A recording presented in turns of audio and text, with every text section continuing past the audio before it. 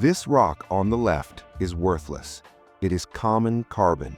It is as abundant as quartz. This rock on the right is worth 3 months of your salary. Why? Because in 1938, one company decided to hack the human operating system. Your grandmother didn't want a diamond ring. Before 1938, fewer than 10% of brides got one. Today, it's 80%. This isn't a story about romance. It is a masterclass in monopoly control and mass psychology. It is the story of how a family named Oppenheimer convinced the entire world that love equals carbon. And the terrifying part? You know it's a scam, and you are going to buy one anyway. In the late 1800s, massive diamond mines were discovered in South Africa. This was a disaster. Basic economics. When supply goes up, price goes down. Diamonds were about to become as cheap as turquoise. Enter Cecil Rhodes and later the Oppenheimer family. They realized that to save the value, they had to kill the market. They bought every mine. They took control of every distribution channel. They created a business model that Peter Thiel would call 0 to 1, a perfect monopoly. Competition is for losers. De Beers didn't compete, they controlled. Here's the mechanism the history books miss. It was called the sites. De Beers invited 125 merchants to London. They were given a shoebox of diamonds. The price was fixed, no negotiation. You take the box or you are banned from the diamond trade forever. This allowed De Beers to set the price globally, regardless of demand. But by 1938, they had a new problem. Europe was at war. The US was in a depression. They had vaults full of stones and nobody to buy them. They needed a mechanism to offload the inventory. They hired N.W. Ayer, and the brief was simple: create a new reality. We know they infiltrated Hollywood, but here's what they actually did. They gave free diamonds to every A-list actress. Not a loan, a gift, no strings attached. This triggered the reciprocity principle. When you give someone something valuable for free, they feel psychologically indebted to you. The actresses wore the diamonds, they posed in them, they talked about them in interviews. Joan Crawford, Marilyn Monroe, Elizabeth Taylor, all wearing gifted De Beers diamonds. The public didn't see an ad, they saw their icons choosing diamonds. It felt organic, it felt real. But the deeper psychological gap they filled was the resale trap. De Beers knew that if the public ever treated diamonds like gold, as a liquid asset, the market would crash. If you try to sell a second-hand diamond, you realize instantly it has no intrinsic value. So the slogan, "A diamond is forever," wasn't poetry, it was a binding contract. It meant you must never sell this. They applied a concept known in direct marketing as price anchoring. They invented the slogan, 2 months' salary. Think about the brilliance of that. They didn't set a price of $1,000. They pegged the price to your ego. If you earn more, you must pay more for the exact same object. It was a tax on your own success. They turned the diamond into a psychological billboard. For the woman, it was a signal of her worth in the sexual marketplace. For the man, it was a signal of his provider status. If the diamond was small, the man was failing. If the diamond was big, he was an alpha. De Beers didn't sell a product. They sold relief from insecurity.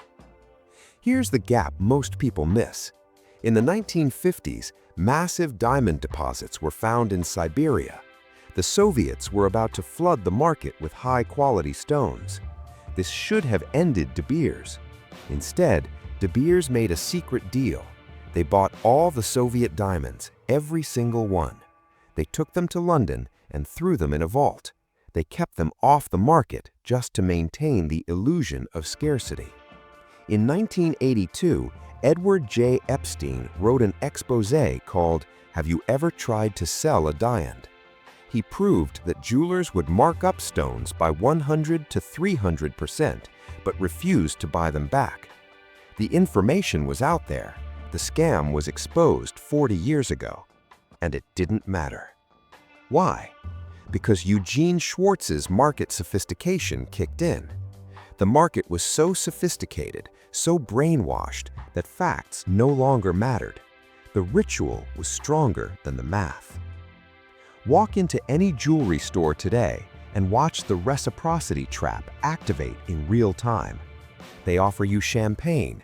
They offer you a private viewing room. They offer free resizing, free lifetime cleaning, free insurance appraisals. You haven't bought anything yet, but you've already received $200 worth of service. Now, when the salesperson shows you the ring, you don't feel like a customer, you feel like you owe them. That's reciprocity. You're far more likely to say yes because they've already given you something. And here's the evil genius. Even after you buy, they keep giving. Free anniversary cleanings, free prong tightening, birthday cards with discount codes. Why? Because they want you to come back and upgrade. The industry has a term for this, trading up. Every 5 to 10 years, they want you to feel obligated to buy a bigger stone because they've been taking care of you all this time. Today, De Beers faces its final boss, science. We can now create diamonds in a lab, chemically identical, atom for atom, no blood, no mining, 90% cheaper. In a logical world, the mined diamond industry dies today. But watch what they're doing. This is the pivot. They're rebranding imperfection as authenticity. They're running ads claiming that real is rare. They're trying to convince you that the flaws in a mined diamond, the dirt and inclusions, are actually the soul of the stone. They're using the Veblen good theory. They're raising prices on natural diamonds because nobody buys them for utility. They're buying them for the status of wasting money. De Beers didn't sell rocks. They taught every other company how to do it. Nike doesn't sell shoes. They sell just do it. Apple doesn't sell phones. They sell think different. They learned that if you can control the culture, the product doesn't matter. So here's the deal. I just gave you 100 years of suppressed marketing psychology in under 10 minutes for free. No paywall, no course to sell, just the truth. Now, here's what I'm asking in return. If this changed how you see tradition, if this made you question even one purchase you were about to make, share this video. Not for me, for the next person about to drop $8,000 on compressed carbon because a monopoly told them it equals love. That's the only reciprocity I want. So next time you see a diamond, don't look at the sparkle, look at the marketing campaign. And ask yourself, are you buying a symbol of love, or are you just the final step in a 100-year-old inventory liquidation? Tradition is just peer pressure from dead people. This is the 8th lever. Subscribe to see the invisible strings.